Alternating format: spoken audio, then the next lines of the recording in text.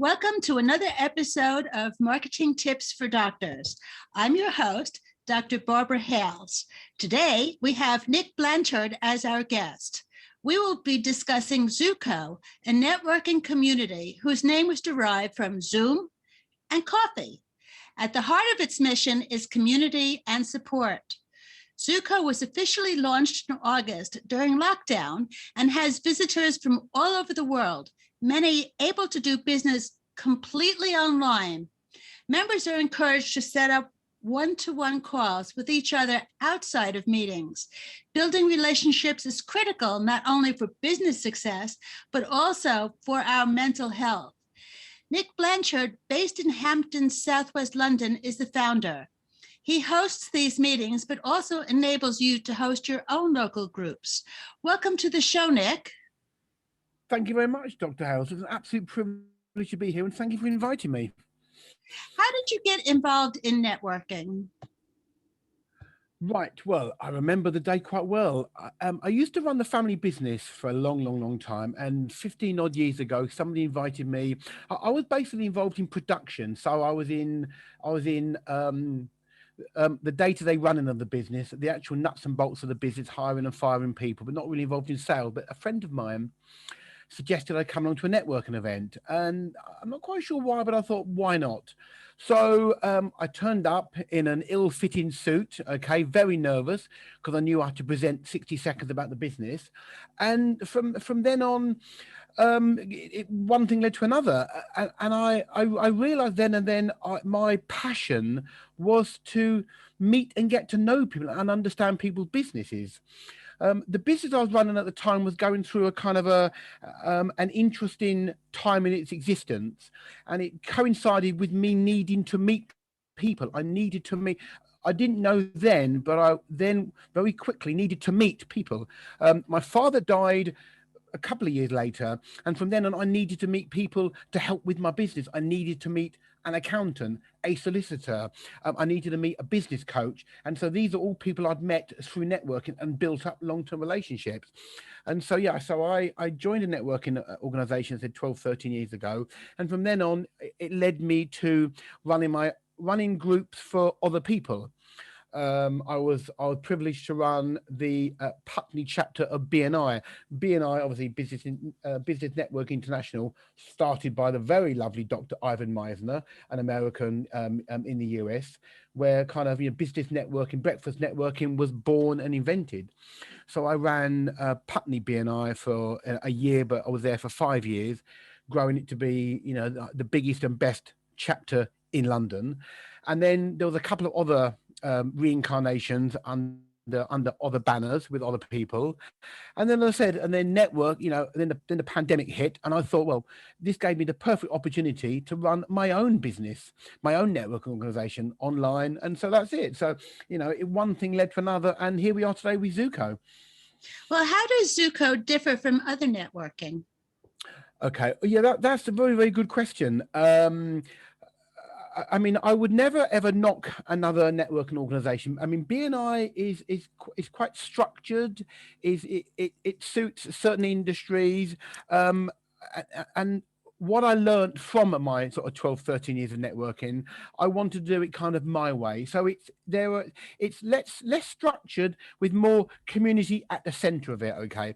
And it has turned into a very kind of heart-centered community where people can properly get to know each other. The thing about networking is networking creates friendships, okay? But it kind of crosses the line. Sometimes friends and business friends, there's a kind of bit of a gray area. We think they're friends, but they're business friends. So what the Zuko is doing is really trying to establish those proper business friendships, okay? Are they friends? They are friends, but they're business friends first, okay? And so to answer your question, what's different about Zuko is that I'm really encouraging people to get to know each other on a personal level. Okay, it is that know, like, trust. You need to get to know someone. You need to get to like someone. You need to get to trust someone. Okay, and this takes time. And so people are collaborating. They're working together. They're just getting to know each other on on a quite a personal level, and also it's quite low cost. Other networking organizations are quite they're not cheap investments, but with the pandemic and lockdown, I was able to open at the moment online only, fairly low cost. Okay, it wasn't costing me a huge amount of money. Okay, so I can pass it on, so I can keep the cost down. So again, it seems to open up open the doors to a lot more people. Okay, so I think hopefully that answered your question, what the difference, but it's heart at the center, and me very much right in center of it, absolutely. And also the other thing is, we have no kind of hard and fast rules because we are growing organically. I'm evolving. Okay, so I'm adding things, I'm tweaking things, I'm changing things. Things aren't set in stone. We don't always meet at 7 o'clock in the morning. We don't have lunch at the moment. We don't always meet here. So I'm adding stuff, taking stuff away, learning as we go along, kind of thing. Have you seen a lot of success from the participants of the meetings? Absolutely, yes. There have been people ultimately join a networking organization to see what they can get out of it, to see how much work they can get out of it. Okay, and so yes, work has been passed, and quite often to some of the most surprising sectors of business. Okay, but again, it's that who the people in the room knows. Okay, they're not selling to the room, it's who they know, and this is all about networking. Okay, so so once someone gets to know someone, they have that 1 hour one-to-one, they can really dig down to what they are, friendships are born. And so yes, so work has been passed. I mean the therapists in the group, the last year has been tough for many different people. Okay, for the sole trader, for the solopreneur, call them what you like, this last year has been really tough. Okay, in the UK, the employed people, okay, employed by companies, they've been furloughed, so they've been having 80% of their salary paid. There's been a big thing. 3 million self-employed people have fallen through the cracks. So 3 million self-employed have not earned a penny. Okay, so if their business has been affected by the last year, they've not earned a penny. So my point was, the mental issues have been really ramped up. So the therapists are doing very well because people need help. Okay, but there's all kinds of people doing really, really well. Photographers, website developers, everyone needs a website, everyone needs a photograph for their social media link. So yeah, all these people are doing really, really well. But I mean, what I'm loving most of all is the collaborations that people are forming. People are talking, Clubhouse is big in the States, so people are hosting Clubhouse rooms, they're doing podcasts, they're doing all kinds of things together.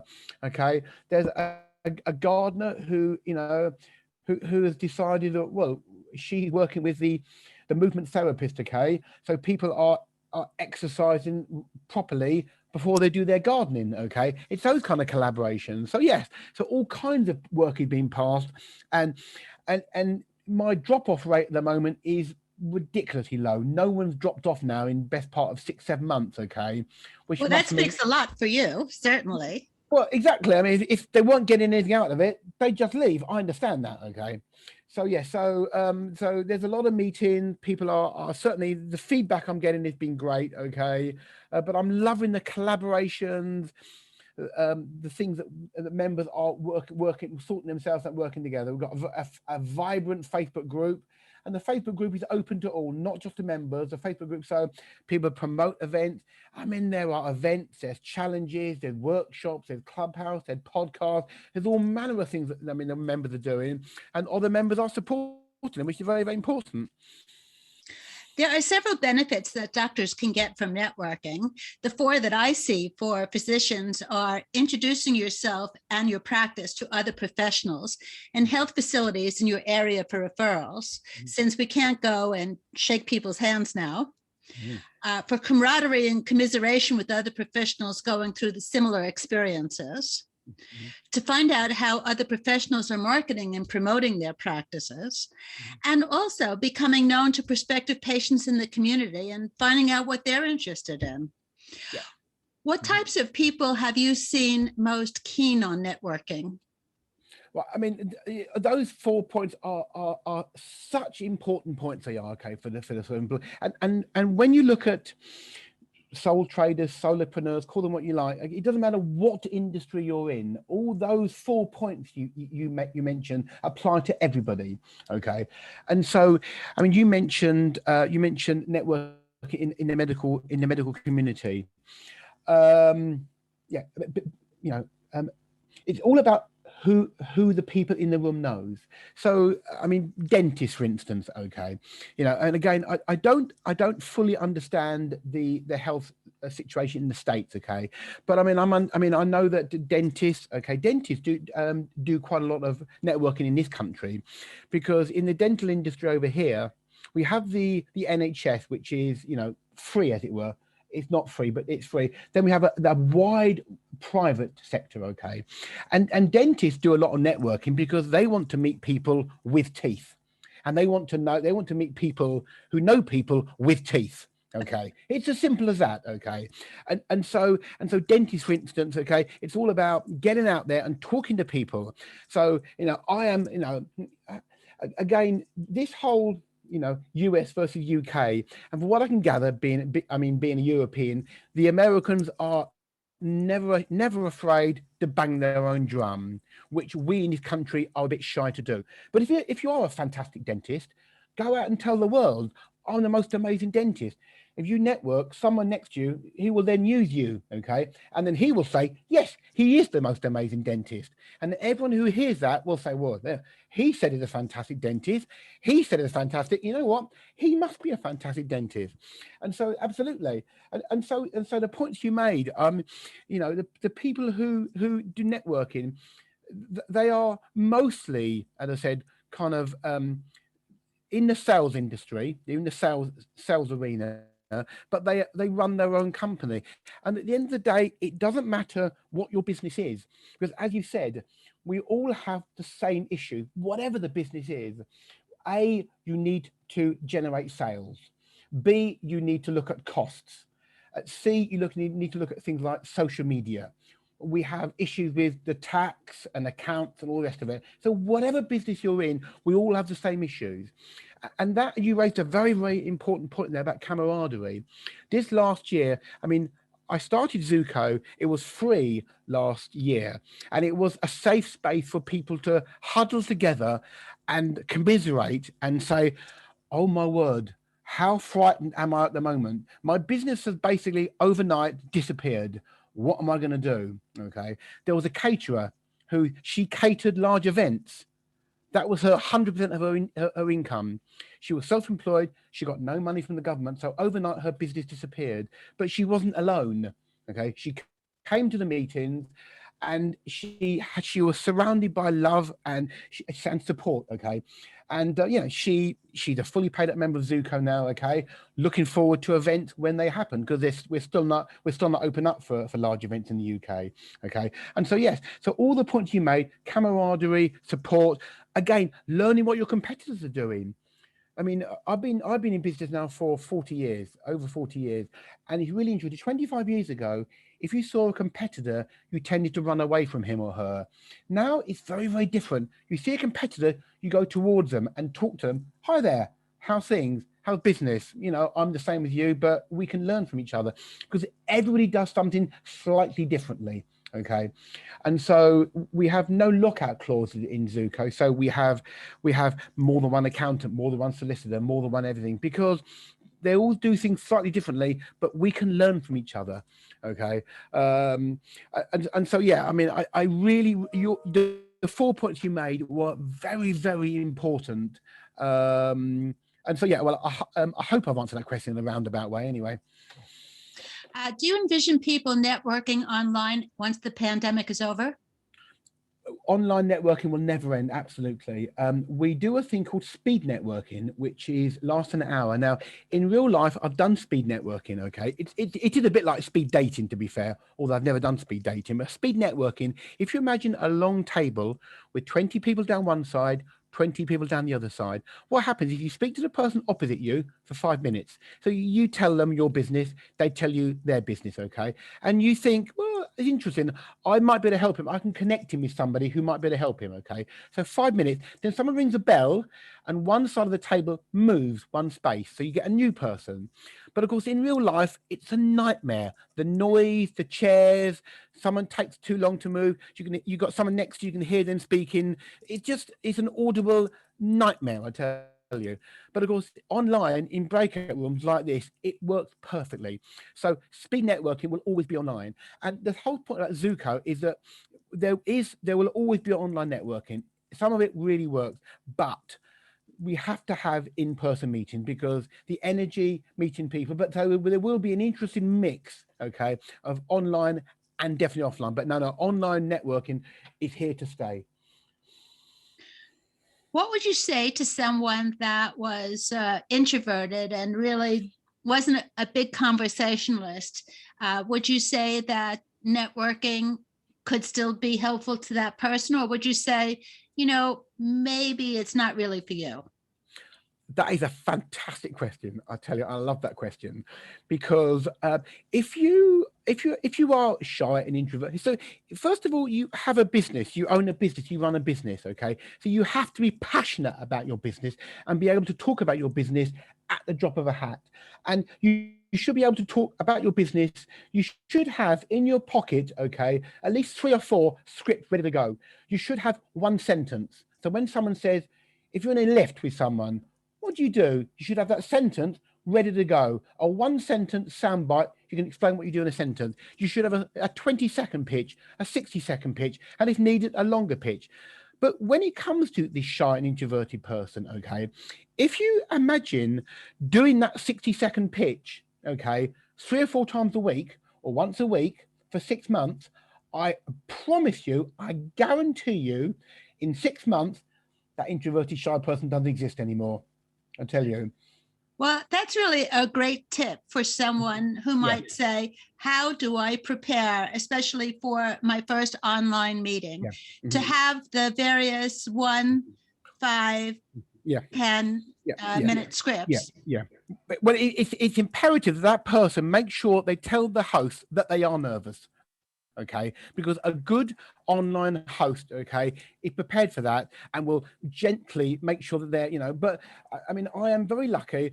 I host in-person meetings and I'm always thrilled by the feedback I get from people, okay.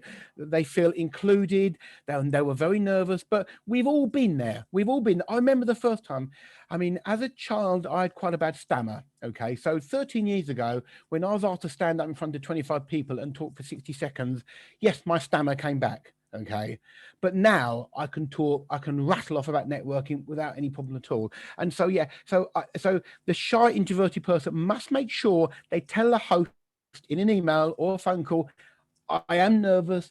I've never done it before. Please be gentle with me. But I promise you, if the host is any good at all, he or she will make sure they feel totally at ease, make sure that they know exactly what's expected of them. And again, I promise you, 6 months of networking, they'll look back on that last person and think, who was that nervous Nelly? I do not believe if I'm a different person now. Well, that's really wonderful. What other tips do you have for someone in terms of how to get the most out of networking? Again, I mean, I've produced a lead magnet, which I will send you details. Okay, there are tips. There's lots of simple tips. I mean, we must remember, as I said, we have 2 ears and 1 mouth. I know we've all heard it. We need to use it in that proportion. So listen twice as much as you speak. Okay, so you listen. You ask about them. Ask about what they're doing. You never thrust a business card in someone's hand. Okay, you just don't do that. Okay, it's all about building relationships, and so you need to be honest, open, and passionate about your business. Because if you can't be open, passionate, and honest about your own business, well, perhaps you're in the wrong business. I don't know. Okay, and so as I said, make sure the real you comes out. Don't pretend to be somebody else. If someone asks you what do you do, as I said, you need that 1 sentence ready to go, and then you ask, and how about you? Okay, I've been at networking events, I've asked somebody what you do, and I've stood there for 20 minutes while they're telling me. Okay, and after a minute or so, I've zoned out. Okay, I did not ask you to speak for 20 minutes. You know, I mean, we all want to speak, we all want to hear about each other, but you know, we have to, be ready to move on to somebody else, as it were. So I suppose the most important tip, as I said, is the two ears and one mouth, and use them in that proportion. Okay, but be honest, open, and genuine. If some of our listeners are interested in speaking to you further, how can they reach you? I am everywhere, Dr. Hales. I'm on LinkedIn. You can find me on LinkedIn. I have a link tree. I'm on Instagram, Zuko Nick. I'm on Facebook. There's a Facebook group which is Zuko, a networking group. They can come here. But again, I mean, I have a Calendly link, and I'm happy to have a Zoom chat with anybody to talk about networking. I mean, networking it turned into a passion of mine, and it is now my business. Okay, but I mean, it's something that can help you improve as a person, because it gives you confidence. You know, I mean, people are happy and confident to talk about their children for hours at a time. You should be in the same position to talk about your business, I tell you. So yeah, so I can give you the link, I can drop it somewhere, but yeah, I'm happy to talk to anybody and everyone. Bear in mind of the time, but I have a Calendly link. Book on for a Zoom chat with me, and I'm happy to answer any question about networking at any time. Be delighted to. Okay, so for our listeners, if you go to the show notes, you'll see all of the ways that a simple click will get you to Nick Blanchard and Zuko. Well, thank you so much for being with us today, Nick. And it was a lot of fun, and we learned a lot. This has been another episode of Marketing Tips for Doctors with your host, Dr. Barbara Hales. Till next time.